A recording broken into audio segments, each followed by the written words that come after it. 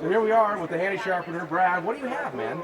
Well, I've got a lot of kinds of knives, different kinds of knives, and people collect different kinds of knives. A lot of people like Buck, they like Schrade, they like Benchmade, they like cold steel, and they have their reasons why they like them.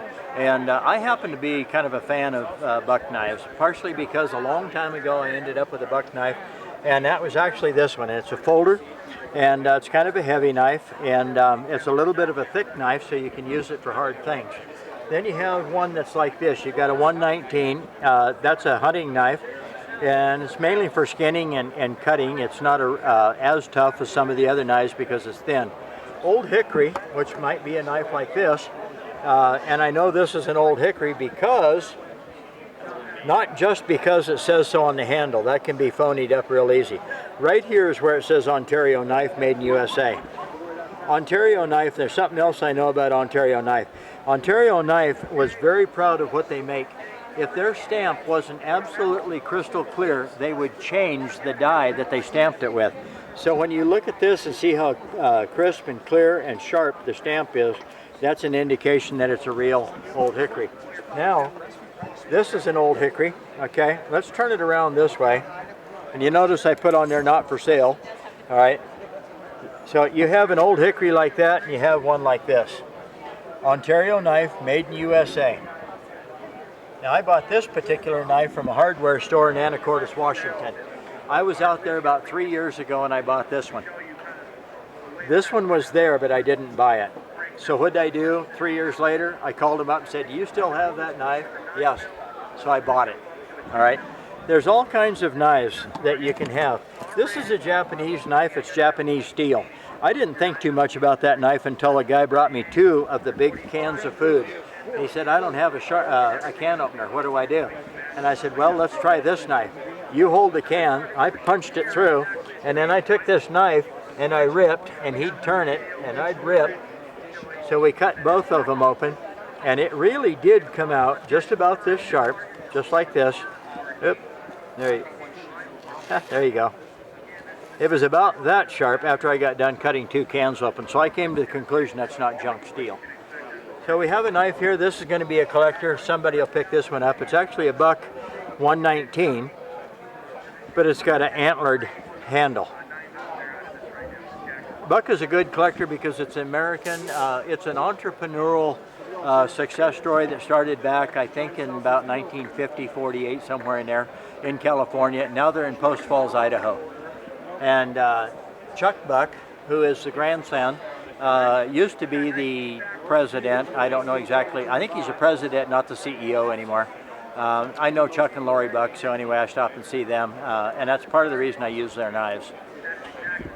There's some other things on the table. It's really kind of funny. Now, this is a no-name knife.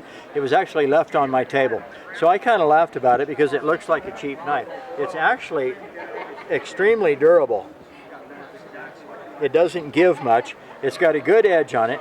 For carving, I like the radius on the knife and I like the tip. If you can go inside radius, outside radius, and tip in one motion, just like that. Goes right down and goes right off the tip. See, I don't have to keep adjusting the knife. Once I put it at the angle I want, it's at the right angle all the way out and off the tip. So with that knife, I would just brush like that. You know, different knives. Benchmade, I happen to think Benchmade is a really, really hard knife. It's a good knife. Gerber's a good knife. When I was selling knives, it was Gerber. I didn't sell Benchmades and everything. For the money, Gerber was really good. It was a hard blade. It wasn't too hard. You don't snap the tip off. You don't get little nicks in the blade. So the Gerbers that I was picking up actually had just the right temperament, and they were hard for durability, and then they were also easy to sharpen, and they held an edge pretty good. So that's a plug for Gerber because I liked them. Benchmade is a really good knife. Cold steel is good, but in my opinion, I see a lot of cold steels with the tips broke off. That means they're brittle. Hardness, okay, but I don't want the tips broke off. People say, yeah, but they misused it. A lot of people misuse their knives. But the Gerbers and the Benchmade, I don't see with the tips broke off that much, and you know those people are still misusing their knives. So different types of knives, Gerber, Benchmade, cold steel. Old Timer's a really good knife. They corrode easy, but they're a very hard knife. You see knives, old timer that are 50 years old, people have been carrying them, and they're still in pretty good shape. They're not worn out. You can make them sharp pretty easy. I like old timer. Case is a very good knife. Even if it's made in China, it's funny. You can take China-made stuff, and if you had good standards that it was made to, it's still going to be a good product. So when somebody says, but that was made in China, I don't like that it was made in China because it takes away American work. I don't have to dislike it because it's made in China because it's cheap. It's not always cheap. If you order cheap, you get cheap. If you order good and you pay for good and you have your specs and your standards up there, you'll probably get good, and you keep it good because you just reject them. Me and another guy, the guy that makes these, we rejected 6,000 sharpeners because they didn't sharpen the edge here right. That caused us a lot of grief. I mean a lot of grief, and it took 6 months to get the right sharpeners, and it ended up costing me 35 cents more a sharpener, even though it wasn't my fault. So anyway, we call out the bad, we qualify our product myself, and if I don't like it, it gets called out and sent back. We just don't have inferior grade product, and we don't have inferior corners.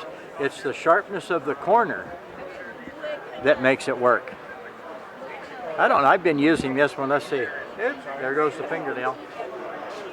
If it'll take your fingernail off, you can zoom right in here and see the white, that's fingernail. And what's the best thing a gentleman can do or an owner can do to keep their knife good for life? Good for life means don't abuse it too much. Tune it up almost every time you use it. Why? If you actually dull it, and then you dull it, and you dull it, and dull it, okay, and then about 3 months down the road, you're going to take and sharpen it, you take off too much. If you use my little sharpener out of your pocket where it belongs, just like this right here, okay, and you do little tune-ups frequently, I had twins. If you do frequent tune-ups, you never have to spend more than about 20 seconds, you'll keep your knife for life. Oil it once in a while, clean it up a little bit. Other than that, just use it. That's what they like to be used.